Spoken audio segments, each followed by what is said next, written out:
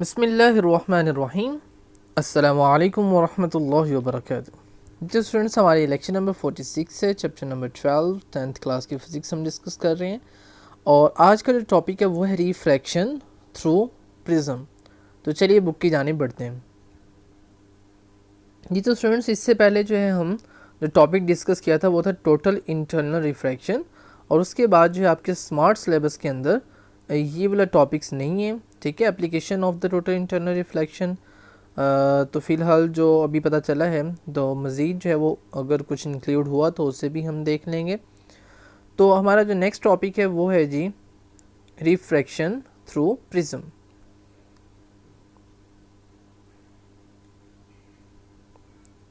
अब पहले तो सबसे उससे पहले कि हम ये डिस्कस करना शुरू करें, आपको ज़रा प्रिज्म की जो है वो 3D पिक्चर दिखाते हैं और दिखाते हैं कि प्रिज्म बेसिकली होता किस तरह से है, ताकि आपको फिज़िकली जो है वो अंडरस्टैंडिंग हो सके। तो चलिए जी, हम पिक्चर की तरफ जाते हैं और एनिमेशन की जानिब बढ़ते हैं। ये देखें जी, ये है हमारे पास प्रिज्म, ठीक है, जिसमें आप देख रहे हैं कि लाइट एक तरफ से आ रही है और बिल्कुल सीधा नहीं जा रही, बल्कि एक एंगल के ऊपर वो जो है वो मुड़ जाती है लाइट, ठीक है।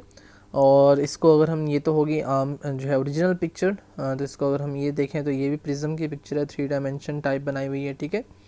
और उसके बाद ये है एनिमेशन हमारे पास कि किस तरह जो है वो प्रिज्म होता है, ठीक है। उसकी सारी साइड्स आपको दिखाई गई हैं, ठीक है। कि ये देखें, ये रेक्टेंगल साइड है, ये भी रेक्टेंगल है, ठीक है। और ये ट्राइंगल होगी और ये भी ट्राइंगल होगी, ठीक है।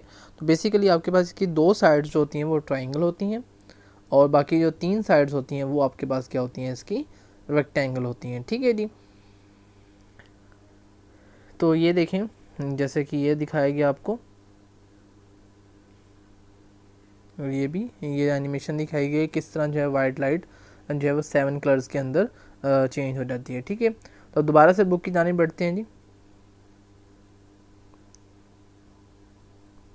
ठीक है। तो ये आप देख रहे हैं, इसमें ये जो आपके पास फ्रंट साइड है वो रेक्टेंगल है, अपना सॉरी ट्राइंगल है, और जो बैक साइड है जो हमें नज़र नहीं आ रही, परली तरफ है, दूसरी तरफ है, वो भी ट्राइंगल है। जबकि इसकी जो 3 साइड्स हैं वो हमारे पास क्या होती हैं, रेक्टेंगल होती हैं, ठीक है।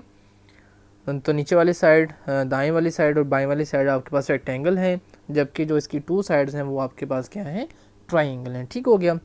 तो चलिए बुक पे चलते हैं अब, ठीक है जी। अब हमने डिस्कस करना है रिफ्रैक्शन थ्रू प्रिज्म। तो भाई सबसे पहले तो जो है वो रिफ्रैक्शन का हमें पता होना चाहिए कि रिफ्रैक्शन क्या होती है। The bending of light as it passes from one transparent medium into another is called refraction. तो इसमें क्या होगा, बेसिकली लाइट पास होगी और उसके अंदर बैंड आएगा, मुड़ जाएगी किसी ना किसी एंगल के ऊपर, ठीक है। तो भाई अब जो है इसको डिस्कस करते हैं। Prism is a transparent object, ठीक है। तो ये एक प्रिज्म क्या है, ट्रांसपेरेंट ऑब्जेक्ट है जिसके आर पार जो है वो देखा जा सकता है। मेड ऑफ ऑप्टिकल ग्लास, जो कि ऑप्टिकल ग्लास से बना होता है। With at least two polished plane faces inclined towards. इसमें क्या होता है, आपके पास जो 2 पॉलिश फेसेस होती हैं वो एक दूसरे की तरफ झुके होते हैं, एक तरफ की माइल होते हैं, ठीक है। ऊपर जाके वो मिल जाते हैं और एक नोक सी जो है वो बन जाती है। Each other from which light is refracted, जिसकी वजह से लाइट जो है वो रिफ्रैक्टेड होती है, ठीक है। In case of the triangular prism figure 12.17, जैसे कि आपको फिगर जो है वो दिखाई गई है, इसके अंदर क्या है कि क्या है वो इसके अंदर अभी डिस्कस कर रहा है कि इस जो ये हमारे पास है ये ट्राइंगुलर प्रिज्म है। इसकी 2 साइड ट्राइंगल होती हैं और 3 साइड जो होती है इसकी रेक्टेंगल होती हैं, ठीक है। The emergent ray is not parallel to the incident ray. कह रहे कि जो हमारी रे इधर से आ रही है, ठीक है, ये वाली रे जो है वो आ रही है हमारी, ठीक है। तो ये पैरेलल नहीं है किसके, पीई के, यानी जो रे हमारे पास इसके अंदर जाके वापस मुड़ती है तो वो पैरेलल नहीं होती इस रे के, जो कि इंसिडेंट रे है, जो रे असल में आती है, ठीक हो गया। It is diverted by the prism from its original path. The incident ray PE makes an angle of incident I at the point E as is refracted towards the normal N as EF।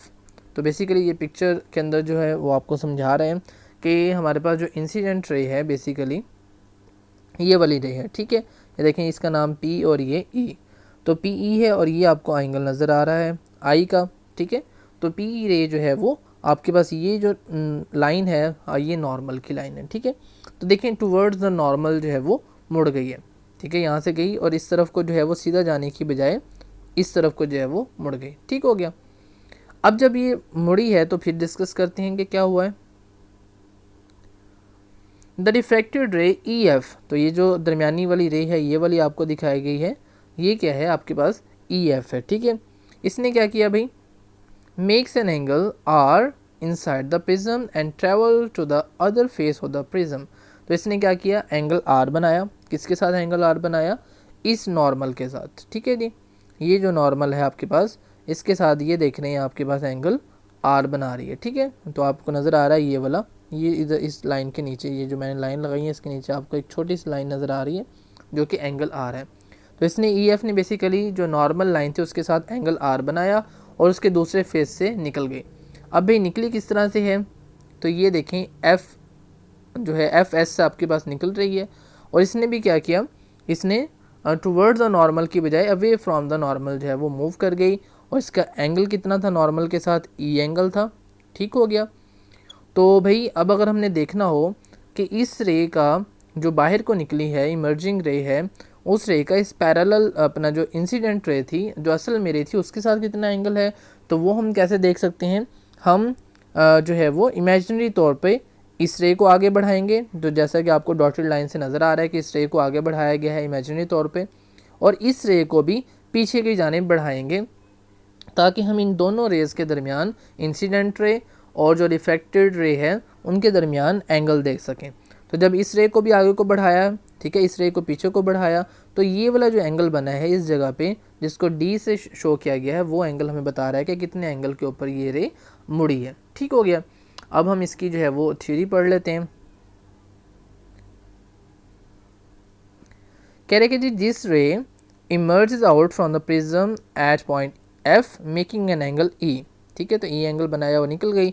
Hence the emerging ray FS is not parallel to the incident ray PE but diverted by an angle D। तो ये देखें वही D angle आ गया जो मैंने बताया कि किस तरह हमें पता चला कि कितने एंगल के ऊपर इस रे से जो है वो मुड़ी है। तो which is called the angle of deviation, तो ये क्या कहलाएगा, एंगल ऑफ डेविएशन। तो ये भी इंपॉर्टेंट है कि एंगल ऑफ डेविएशन क्या होगा, कि हमारे पास वो एंगल जिसके ऊपर जो है वो हमारी इंसिडेंट रे जो है वो रिफ्रैक्ट होती है, इमर्जिंग रे के दरमियान जो एंगल होता है वो जो होता है एंगल ऑफ डेविएशन होता है इन अ प्रिज्म। तो भाई ये था आज का हमारा टॉपिक, और बाकी जो है इंशाल्लाह लेंसेज और type of lenses next lecture में डिस्कस करेंगे। और अब तक के लिए इतना ही, मिलते हैं नेक्स्ट लेक्चर में। अल्लाह हाफिज़, अस्सलाम वालेकुम वरहमतुल्लाहि वबरकातुहू।